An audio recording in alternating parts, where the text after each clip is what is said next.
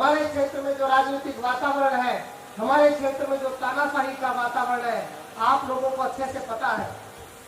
आप लोगों को भली भांति पता है।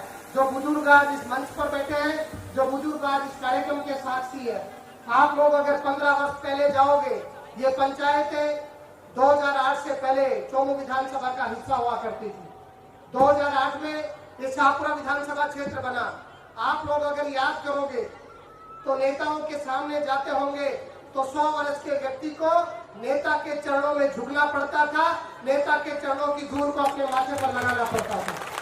और अगर आज आप 15 वर्षों 20 वर्षों के बाद में आप ये देखेंगे जो परिवर्तन हमने करने का काम किया है, जिस परिवर्तन की कल्पना आप लोगों ने करी हो कि राजनीति में आने वाला व्यक्ति जनता के बीच में रहने वाला नेता, जनता के बीच में रहने वाला समाज सेवक, जनता के चरणों में रहे, जनता की सेवा करने का काम करे, हमने उस धारणा को बदलने का काम किया है। और आज वो दिन आया है जो ये वरिष्ठ नागरिक सम्मान समारोह, जिन बुजुर्गों के, जिन माताओं के चरणों में मैं प्रणाम करके उनकी धूल को अपने माथे पर लगा रहा हूँ। आप लोगों ने कभी कल्पना नहीं करी होगी कि आपके क्षेत्र का नेता, आपके क्षेत्र का जनसेवक, जब वर्षों पहले आपने अलग वातावरण देखा हो, जब जनता का कोई बुजुर्ग आदमी नेता के चरणों में बैठा करता हो, और जब हमने राजनीति की शुरुआत करी, हमने समाज सेवा की शुरुआत करी, तो हमने उस धारणा को बदलने का काम किया।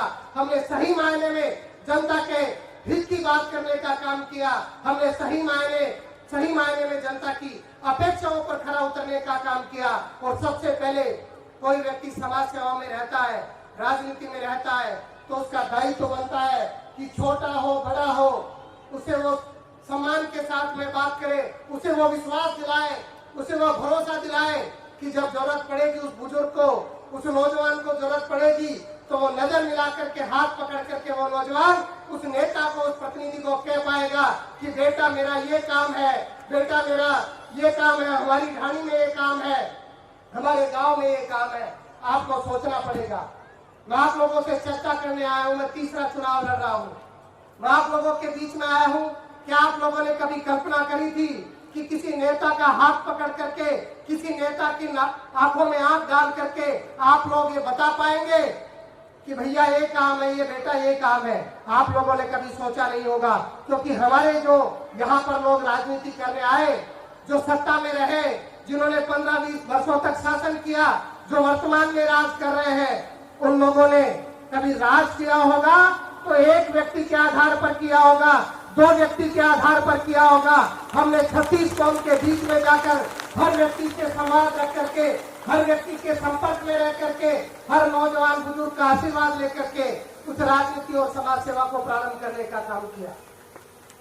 आप लोग अच्छे से इस बात को भी जानते होंगे, हम सब लोग जिस संस्कृति में रहते हैं, हम जिस समाज व्यवस्था में रहते हैं, उस समाज व्यवस्था में कोई व्यक्ति जन्म लेता है तो किसी न किसी जाति में जन्म लेता है, किसी न किसी मजहब में जन्म लेता है, और जब वो जन्म लेता है तो उसके साथ उसका नाम जुड़ जाता है। लेकिन जब व्यक्ति अगर सार्वजनिक क्षेत्र में आता है, जनता के बीच में आता है, तो एक जाति का नहीं होता, वो 36 कौम का हो जाता है। वो 36 कौम के साथ में खड़ा रहकर के काम करने का प्रयास करता है।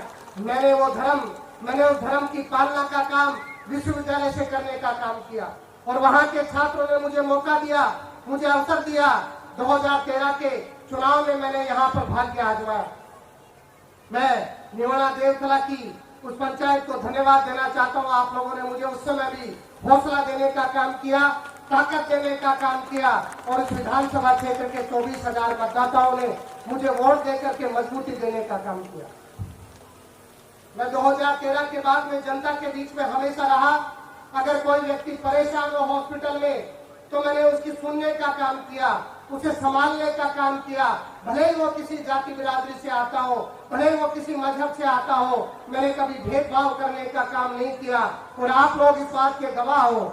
आप लोगों ने ये देखा होगा कि चुनाव में नेता षड्यंत्र जरूर बनाते होंगे, अपनी गाड़ियां जरूर तुड़वा लेते होंगे, यूपी बिहार का नारा जरूर देते होंगे, लेकिन जब जनता को जरूरत पड़ती होगी तो जनता के बीच में मिलते नहीं होंगे।